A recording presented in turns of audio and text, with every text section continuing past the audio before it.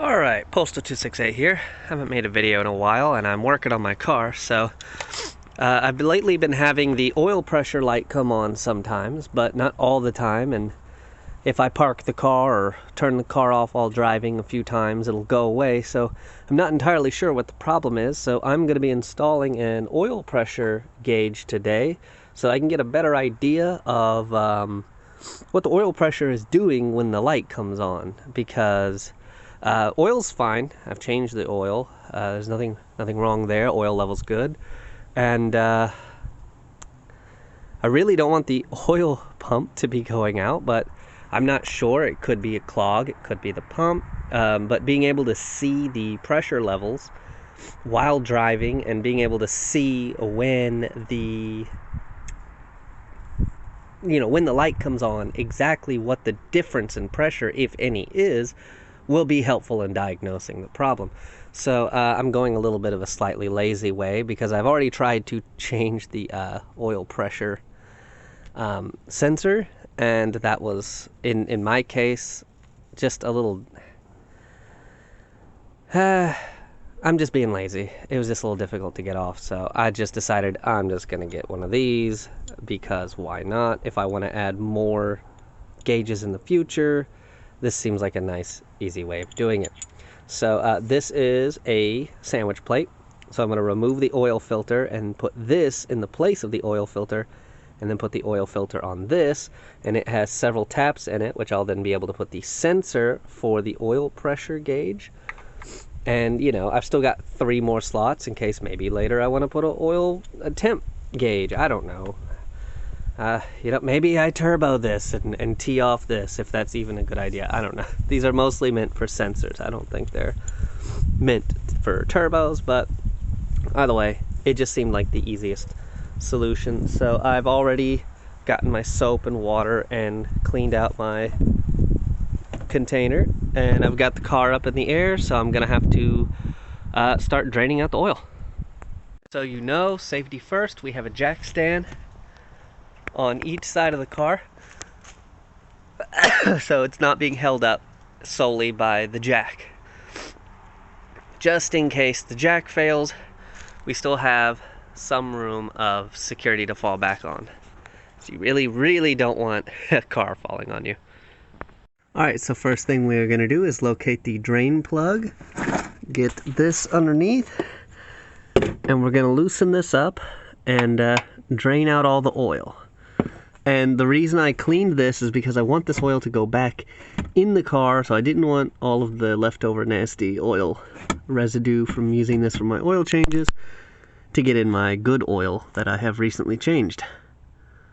Alright, now that I've broken this loose off camera, one little trick I like to do to not get a bunch of oil on me is I apply pressure to this while I undo it by hand, and I try to make sure that I just keep pushing down on it, and when I'm 100% sure it's loose, then quickly move out of the way. I may need to flush this because the new oil's already pretty black. That could be part of the problem. But either way, I've got to drain out this oil so that I can get the oil filter off.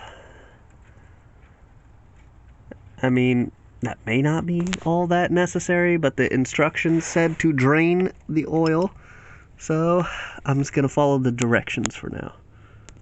Alright, that's almost done. It's looking a little better now that it's not as thick, so not as concerned as I was, but there's the oil filter. So I need to get my hand up to the oil filter and begin to loosen it up. I tightened it up by hand, so it shouldn't be too tight, but it is. So I'm going to mess with this off camera. Okay, so I had to use a tool to loosen this up. I tried to do it very gently so that it wouldn't damage anything. So we're just going to gently loosen this up, and I'm going to let the oil that's in it drain. And I've got the bucket underneath, so I'm just going to wait for that draining to slow down. Try to get it as much off as I can before it just completely comes off. Alright, seems alright.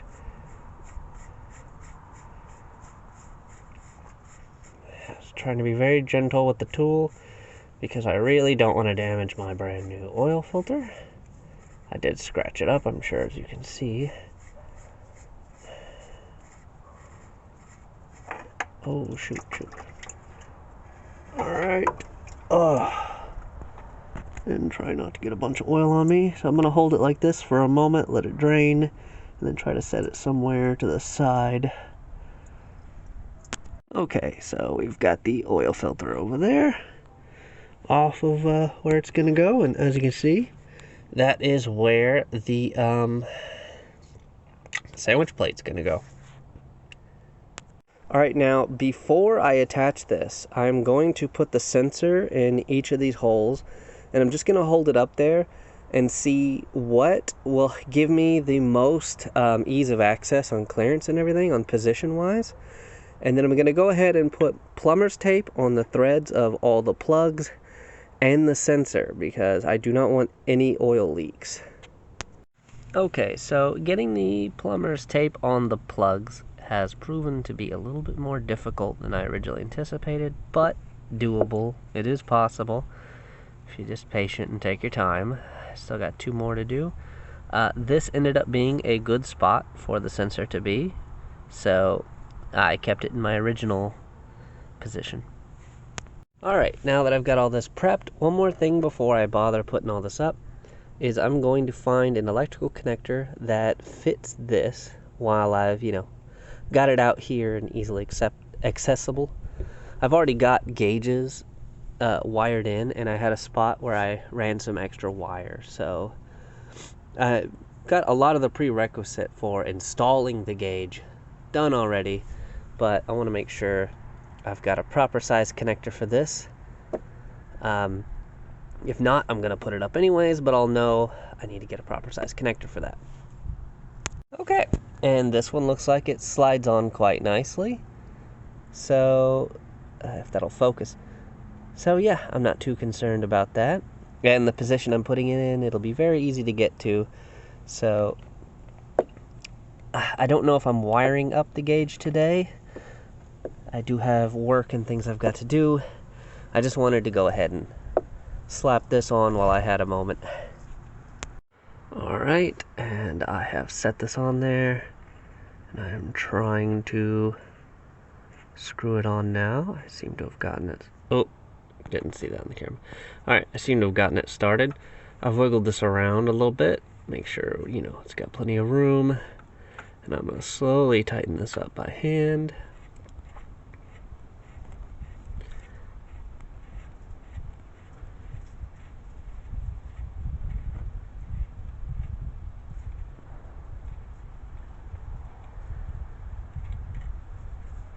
And once I've gotten this as far as I can get by hand, I'm going to, off camera, get an adjustable wrench up there and try to get it nice and tightened down.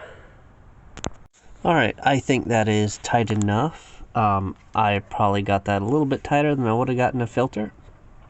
I'm going to assume I don't need that much more pressure than the filter itself requires.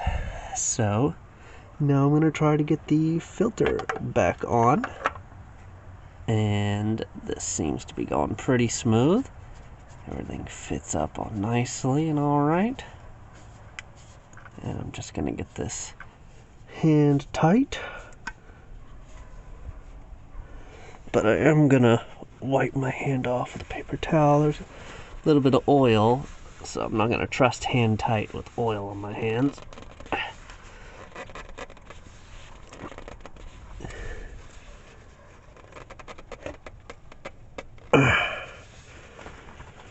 Okay, now we just got to put the oil back in and see if anything leaks. Alright, I don't see any leaks at all, so we're good.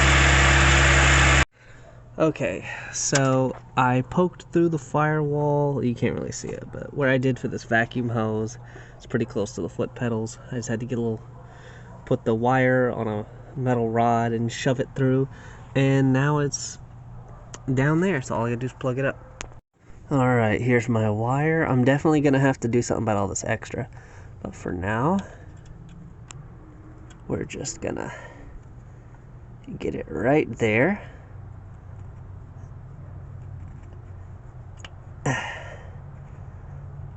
Alright, cool. I don't know if any of this is heat resistant.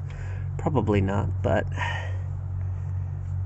if it fucks up, I'll update in the description to use heat resistant crap. Anyways, now I've got to go back inside the car and pull all the extra, and I'll show you where I poked through. I kind of forgot to film it. So yeah, on another adventure, I put all these up and ran wires and had all that extra wire that I just ran out there rolled up at the bottom. These are the wires off of a gauge I did have in here, but I wasn't really using.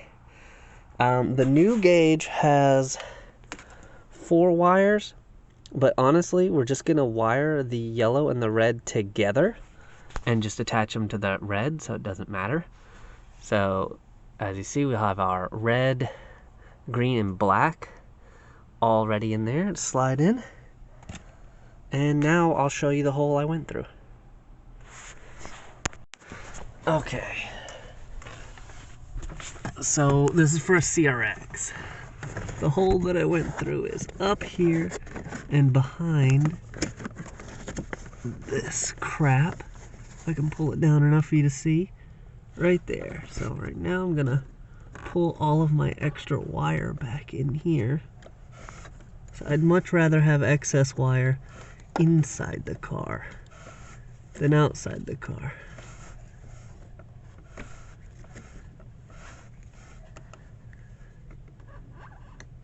Alright, and I'll go check, see if that's all of it.